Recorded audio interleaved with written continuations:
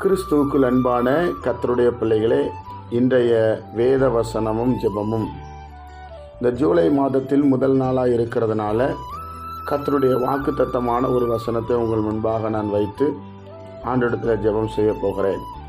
இதை கேட்கிற ஒவ்வொரு பிள்ளைகளும் நீங்கள் ஆசீர்வாதமாக இருக்க போகிறீர்கள்.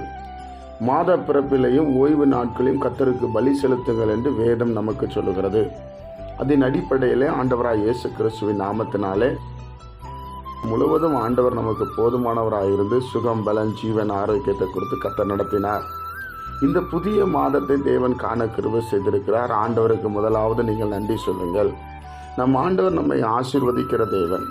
வேதம் சொல்லுகிறது, இஸ்ரவேலை ஆசீர்வதிப்பதே கர்த்தருக்கு பிரியம். ஒவ்வொரு மாதமும் ஆண்டவர் எனக்கு என்ன வாக்குத்தத்தம் கொடுக்கிறார் என்று காத்திருக்கிற பிள்ளைகளுக்கு ஆண்டவர் பேசுகிறார். அவன் என்னிடத்தில் வாஞ்சியாய் இருக்கிறபடியால் அவனை விடுவிப்பேன், என் நாமத்தை அவன் அறிந்திருக்கிறபடியால் அவனை உயர்ந்த அடைக்கலத்தில் வைப்பேன் என்று சொன்ன ஆண்டவர் நம்முடைய ஆண்டவர். நம்முடைய ஆண்டவரை நம்பி வந்த ஒருவரும் வெட்கப்படவில்லை, அவமானப்படவில்லை, சோர்ந்து போனதில்லை. ஏன் சொன்னால், எவ்வளவுதான் பிரச்சனைகள் வந்தாலும் அந்த பிரச்சனை முன்பாக நின்று அதை நீக்கி போடுகிறவர். சர்வ வல்லமையுள்ள தேவன் ஆபிரகாமுக்கு தரிசனமாகி சொல்லுகிறார், நான் சர்வ வல்லமையுள்ள தேவன் என்று சொல்லுகிறார். Almighty God. யோபு சொல்லுகிறார், தேவரீர் சகலத்தையும் செய்ய வல்லவர், நீர் செய்ய நினைத்த காரியம் தடைபடாது என்பதை நான் அறிந்திருக்கிறேன் என்று சொல்லி இங்கே நாம் வேதத்திலே பார்க்கிறோம். அப்போ ஆண்டவர் உங்களுக்கு இந்த மாதத்திலே கொடுக்கிறதை யாராலும் தடுக்க முடியாது. 6 மாதங்கள் அளவு நீங்கள் வாங்க முடியாமல் சில தடைகள் இருக்கலாம். வீடு கட்ட முடியாமல் இருக்கலாம், திருமண பாக்கியம் இல்லாமல் இருக்கலாம், குழந்தை செல்வம் இல்லாமல் இருக்கலாம். ஆனால் இந்த 7வது மாதத்திலே ஆண்டவர் உங்களை ஆசீர்வதிக்க போகிறார். இந்த 7வது மாதம் உங்களுக்கு ஒரு மிகுந்த ஆசீர்வாதமாகவும் நன்மையாகவும் இருக்கும் என்று நான் இயேசு கிறிஸ்துவுக்குள் விசுவாசிக்கிறேன். கர்த்தருடைய பிள்ளைகளே, அப்போ ஆண்டவர் நம்மை ஆசீர்வதிக்கிறவர். அதை முதலாவது நம்மளுடைய கண்கள் முன்பாக கொண்டு வர வேண்டும். நம்மை நிச்சயமாக மேன்மைப்படுத்துவார். இந்த உலகத்தில் நம்மை உண்டாக்கினதுக்கு ஒரு நோக்கம் உண்டு. தேவன் ஆதாம் ஏவாளை உண்டாக்கிறதுக்கு ஒரு நோக்கம் உண்டு. நோவாவை தெரிந்து கொண்ட ஒரு நோக்கம் உண்டு. ஆபிரகாமை தெரிந்து கொண்ட ஒரு நோக்கம் உண்டு. ஈசாக்கு யாக்கோபை தெரிந்து கொண்ட நோக்கம் உண்டு. அந்த சந்ததியாய் நம்மளையும் காணியாட்சிக்கு புறம்பாய் இருந்தவர்களை தெரிந்து கொண்டது ஒரு நோக்கம் உண்டு. இதை வேதத்தை படிக்கிற பிள்ளைகளுக்கு தான் இந்த ஆசீர்வாதம் தெரியும். அப்போ கர்த்தருடைய பிள்ளைகளாகிய நாம இந்த மாதம் கர்த்தர் என்னை ஆசீர்வதித்து பெருக பண்ணுவார் என்கிற விசுவாசம் ஒரு துளி கூட நமக்கு குறையக்கூடாது. அதைத்தான் ஆண்டவர் இன்றைக்கு நம்மோடு பேச போகிறார். ஆதியாகமம் புஸ்தகம் 12ஆம் அதிகாரம் 3ஆம் வசனத்தை நாம் வாசித்து பார்க்கும்போது, ஆதியாகமம் புஸ்தகம் 12ஆம் அதிகாரம் 3ஆம் வசனத்தில் ஆண்டவர் ஆபிரகாம் இடத்திலே பேசுகிறார். ஆண்டவர் ஆபிரகாமை அழைக்கிறார். என்ன சொல்லுகிறார்? உன்னை ஆசீர்வதிக்கிறவர்களை ஆசீர்வதிப்பேன், உன்னை சபிக்கிறவனை சபிப்பேன் என்று சொல்லுகிறார். ஆசீர்வதிக்கிறவர்கள் என்று அநேகரை சொல்லுகிறார், சபிப்பேன் என்று ஒருவனை சொல்லுகிறார். அப்போ ஆசீர்வதிக்கிற குணாதிசயம் உள்ளவர்கள் அநேகர் இருப்பார்கள். அவன் நல்லா இருக்கட்டும்பா, அவன் மேன்மையா இருக்கட்டும்பா, நல்ல பையன்பா, நல்ல குடும்பம்பா, நல்ல மகள்பா என்று சொல்வார்கள். ஆனால் சபிக்கிறவர்கள் ஒரு சிலர் தான் இருப்பார்கள். ஆண்டவர் அதையும் ஆபிரகாமுக்கு சொல்லுகிறார், உன்னை யாரு சபிக்கிறாங்களோ அவங்கள நான் சபிச்சிருவேன், உன்னை யார் ஆசீர்வதிக்கிறார்களோ அவர்களை நான் ஆசீர்வதிப்பேன் என்று சொல்லுகிறார். என் அன்பு கர்த்தருடைய பிள்ளைகளே, இன்றைக்கு அப்படி ஒரு மேன்மையான ஆசீர்வாதத்தை ஆண்டவர் நமக்கு கொடுத்திருக்கிறார்.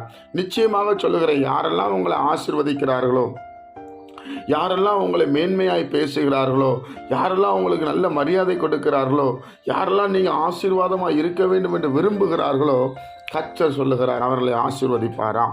இப்போ நம்ம இதில் ஒன்று கண்டுபிடிச்சுக்கிடணும், நம்ம யாரை ஆசீர்வதிக்கணும். ஆபிரகாம் ஒரு ஆசீர்வதிக்கப்பட்ட சந்ததி. அதனால ஆசீர்வதிக்கப்பட்ட சந்ததி ஆசீர்வதிக்கும் போது ஆசீர்வாதமாக இருக்கும்.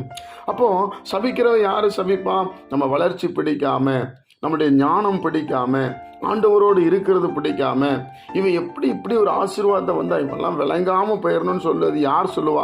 ஒரு சிலர் இருப்பார்கள். அதை நாம் பதில் செய்ய வேண்டியதில்லை, அது கர்த்தரே பதில் செய்வார். அதைத்தான் இங்கே நம்ம பார்க்க முடிகிறது.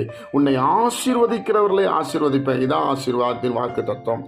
அப்போ இந்த மாதத்தில் நீங்கள் ஆசீர்வதிக்கிறவர்களாக இருக்கணும். யார் ஆசீர்வதிக்கணும்? தேவனால் தெரிந்து கொள்ளப்பட்ட பிள்ளைகளை நீங்கள் ஆசீர்வதிக்கணும்.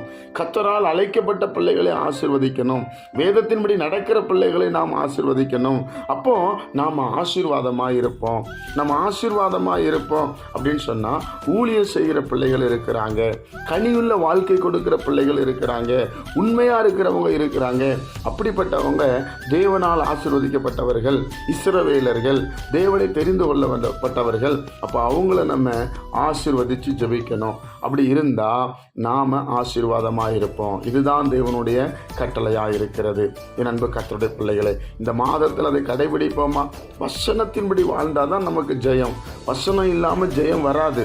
வேதம் வசனம் இல்லாமல் ஆவியானவரால் எழுதப்பட்டிருக்கிறது என்று வேத புஸ்தகத்தில் நாம் வாசிக்கிறோம். அப்போது தேவனுடைய பிள்ளைகளாகிய நாம் ஆசீர்வதிக்க பிறந்தவர்கள், நாம் ஆசீர்வதிக்கணும். ஆமென் சொல்லுங்க. ஹல்லேலூயா. அதனால் நம்ம எல்லாரும் கண்களை மூடி இந்த மாதத்தில் இந்த மாதம் முழுவதும் தேவன் இந்த வார்த்தையின்படி நம்மளை ஆசீர்வதிப்பாராக என்று சொல்லி எல்லாரும் ஜெபிக்கலாம். பரிசுத்த பிதாவே, உம்முடைய குமாரன் இயேசு கிறிஸ்துவின் நாமத்தில் நாங்கள் வருகிறோம். இந்த நாளை எங்களுக்கு நீர் ஆசீர்வதித்து தாரோம். இந்த மாதத்தில் நம்முடைய வல்லமை இறங்கற்றும். இந்த மாதத்தில் எதெல்லாம் தம்முடைய பிள்ளைகளுக்கு தடையாக இருக்கிறதோ அதெல்லாம் தடைகளை உடைத்து தேவன் தம்முடைய பிள்ளைகளுக்கு அற்புதங்களை செய்வீராக. உயிர்த்தெழுந்த ஆண்டவருடைய வல்லமை இந்த பிள்ளைகளுக்கு இறங்குவதாக. நோய் நொடிகள் மறைவதாக, ஆஸ்பத்திரி செலவுகள் மறைவதாக. இயேசுவின் நாமத்தில் கையின் பிரயாசம் ஆசீர்வதிக்கப்படுவதாக. கடன் பிரச்சனைகள் இயேசுவின் நாமத்தில் மறைவதாக. குழந்தை செல்வம் இயேசுவின் நாமத்தில் உண்டாவதாக. திருமண தடைகள் இயேசுவின் நாமத்தில் மாறுவதாக. அவருடைய கையின் பிரயாசங்கள் ஆசீர்வதிக்கப்படுவதாக. கர்த்தருடைய கரம் இப்பொழுது இறங்குவதாக என்று இயேசு கிறிஸ்துவின் நாமத்தில் நாங்கள் ஜெபிக்கிறோம். இந்த நாளை எங்களுக்கு ஆசீர்வதித்து தாரோம். இன்றைய வேத வசனத்தை கேட்கிற ஒவ்வொரு பிள்ளைகளும் ஆசீர்வதிக்கப்படட்டும். இதை இன்னும் அநேக ஜனங்கள் பார்த்து தேவனை மகிமைப்படுத்தட்டும். அப்பா, நீர் கிருபை செய்யும் ஆண்டவரே, நீர் கிருபை செய்யும் ஆண்டவரே. ஒவ்வொருவரையும் தேவனுடைய பிள்ளைகள் ஆசீர்வாதமாக இருக்கும்படி நாங்கள் ஜெபிக்கிறோம். தரித்திரங்கள் இயேசுவின் நாமத்தில் விலகட்டும். போராட்டங்கள் இயேசுவின் நாமத்தில் விலகட்டும். பிசாசின் கண்ணிகள் எல்லாம் தெறிக்கப்படட்டும். கர்த்தருடைய ஆவியானவர் அசைவாடும்படி நாங்கள் ஜெபிக்கிறோம். இதை கேட்கிற பகிர்ற ஒவ்வொரு பிள்ளைகளையும் ஆசீர்வதியும். இயேசுவின் மூலம் ஜெபிக்கிறோம் எங்கள் ஜீவனுள்ள நல்ல பிதாவே. ஆமேன், ஆமேன், ஆமேன்.